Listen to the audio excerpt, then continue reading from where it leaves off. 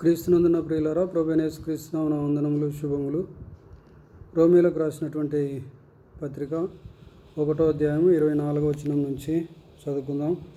ఈ హేతువు చేత వారు తమ హృదయముల దురాశలను అనుసరించి తమ శరీరములను పరస్పరము అవమానపరుచుకున్నట్లు దేవుడు వారిని అపవిత్రతకు అప్పగించెను. అట్టివారు దేవుని సత్యమును అసత్యమునకు మార్చి సృష్టికర్తకు ప్రతిగా సృష్టమును పూజించి సేవించిరి. యుగముల పర్యంతము ఆయన స్తోత్రారుడై ఉన్నాడు. ఆమెన్. అందువలన దేవుడు తుచ్చమైన అభిలాషులకు వారిని అప్పగించెను. వారి స్త్రీలు సహా స్వాభావికమైన ధర్మమును విడిచి స్వాభావిక విరుద్ధమైన ధర్మమును అనుసరించిరి. అటువలే పురుషులు కూడా స్త్రీ యొక్క స్వాభావికమైన ధర్మమును విడిచి పురుషులతో పురుషులు అవాచ్యమైనది చేయుచు తమ తప్పిదమునకు తగిన ప్రతిఫలమును పొందుచు ఒకరి ఎడల ఒకరు కామతప్తులైరి. క్రీస్తునందున ప్రియులరా, మరి ఇక్కడ అపోస్తలుడైనటువంటి పౌలు ఈ హేతువు చేత వారు తమ హృదయముల దురాశలను అనుసరించి నడుచుకుంటున్నట్లుగా వ్రాస్తున్నారు. ప్రియులరా, ఈ హేతువు చేత అంటే ఏ హేతువు చేత అనగా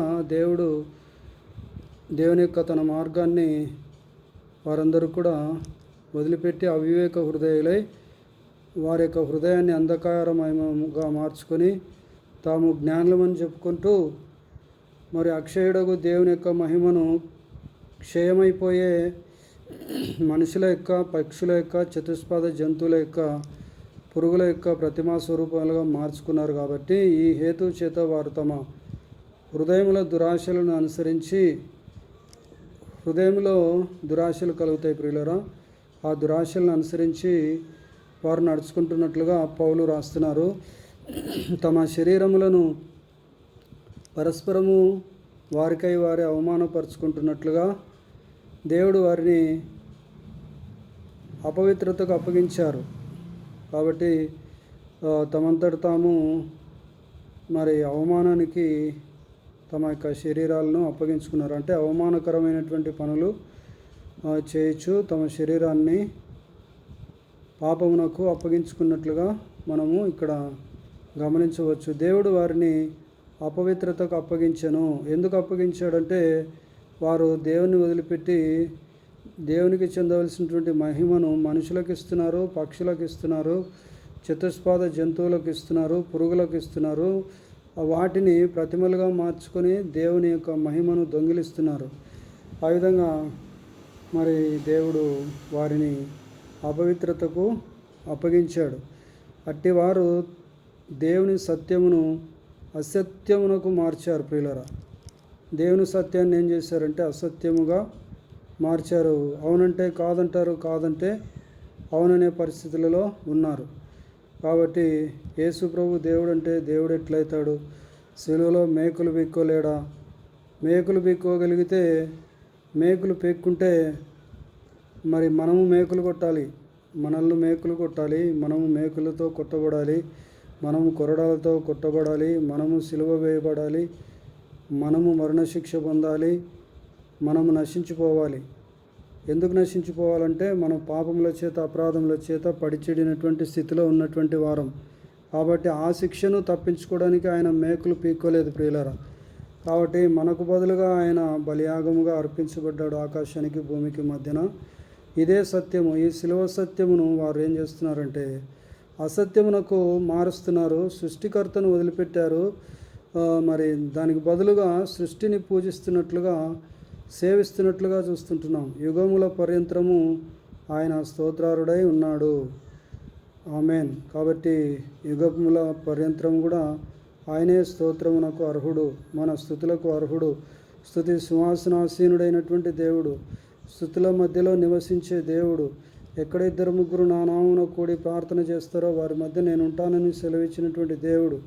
మరి ఆకాశానికి భూమికి మధ్యన వేలాడదీయబడినటువంటి దేవుడు, మన కొరకు శిక్షణ అనుభవించిన దేవుడు. కాబట్టి ఆ దేవుణ్ణి మనం నమ్ముకుందాం, ఆయన ప్రేమను గౌరవిద్దాం. ఆయన ప్రేమకు ప్రతిగా మనం ఏమీ చెల్లించలేం, ఏమి చెల్లించినా రుణస్థులమే. గనుక ప్రియులారా, మనము ఆయనకు అప్పగించుకుందాం, ఆయన పని చేద్దాం. మరి ఆయన స్వరూపంలోనికి మార్చబడదాం, ఆయన చిత్తాన్ని చేద్దాం. ఆయన చిత్తాన్ని చేసేవారినిగా మరి పాపంలోని ఒప్పుకున్నట్లుగా పశ్చాత్తాప హృదయాన్ని దేవుడు అనుగ్రహించునుగాక. మరి అందువల్ల దేవుడు తుచ్చమైన అభిలాషలకు వారిని అప్పగించాడు.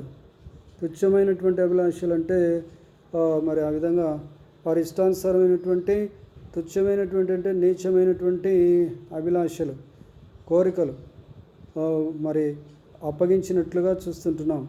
వారి స్త్రీలు సహా స్వాభావికమైన ధర్మాన్ని విడిచి స్వాభావిక విరుద్ధమైనటువంటి ధర్మాన్ని అనుసరించారు. ఇదే మా ధర్మం అని చెప్పేసి అనుకుంటున్నారు. కాబట్టి మరి వారు చేస్తున్నదంతా కూడా దేవుని దృష్టిలో వ్యతిరేకమైనది, విరుద్ధమైనది, పాపం అని వారు గ్రహించలేకపోతున్నారు. అటువలే స్త్రీల మాదిరి పురుషులు కూడా ఏం చేస్తున్నారంటే, పురుషులు కూడా స్త్రీ యొక్క స్వాభావికమైనటువంటి ధర్మమును విడిచి పురుషులతో పురుషులు అవాచ్యమైనది అంటే చెప్పలేనటువంటి కార్యాలు చేస్తూ తమ తప్పిదములకు తగినటువంటి ప్రతిఫలమును పొందుతూ ఒకని ఎడల ఒకడు కామతప్తులైనట్లుగా చూస్తుంటున్నాం ప్రియులారా. కాబట్టి మరి వారికి ఉగ్రత మరి భద్రపరచబడి ఉన్నదని యూదాపత్రికలో భక్తిహీనులను గురించి వ్రాయబడి ఉంది ప్రియులారా. కాబట్టి యూదాపత్రిక చదివినట్లయితే భక్తిహీనుల గురించినటువంటి విషయాలు మనకు అర్థమవుతాయి. నిర్జల మేఘములుగా ఉన్నారని, మరి కాపు కాయకముందే రాలిపోయినటువంటి పండ్లను పోలినటువంటి వారుగా ఉన్నారని, వారు ఎందుకు పనికిరానటువంటి స్థితిలో ఉన్నారని, వారి కొరకు గాఢంధకారము కాచుకొని ఉన్నదని వ్రాయబడింది ప్రియులారా. కాబట్టి మరి అటువంటి స్థితిలో నీవు కనుక ఉన్నట్లయితే అటువంటి పరిస్థితిని అంతటిని కూడా యేసుక్రీస్తు యొక్క పరిశుద్ధ దేవుని యొక్క శిలువ చెంత ఒప్పుకున్నట్లయితే ఆయన నమ్మదగిన వాడు, నీతిమంతుడు కనుక ఆయన నీ యొక్క పాపాన్ని క్షమించి సమస్త దుర్నీతి నుండి మనల్ని కడిగి పవిత్రులనుగా చేస్తాడు, నీతిమంతులుగా చేస్తాడు, యథార్థవంతులుగా చేస్తాడు. ఆయన నీతి మనకు ఇస్తాడు, ఆయన స్వరూపం మనకు ఇస్తాడు.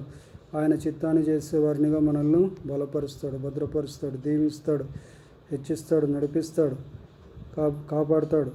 వాటి ప్రకారంగా జీవించడానికి దేవుడు మనకు తన విశేషమైనటువంటి కనికరాన్ని చూపించి నడిపించునుగాక. దేవుడు ఈ మాటలు దీవించి ఆశీర్వదించునుగాక. ఆమేన్.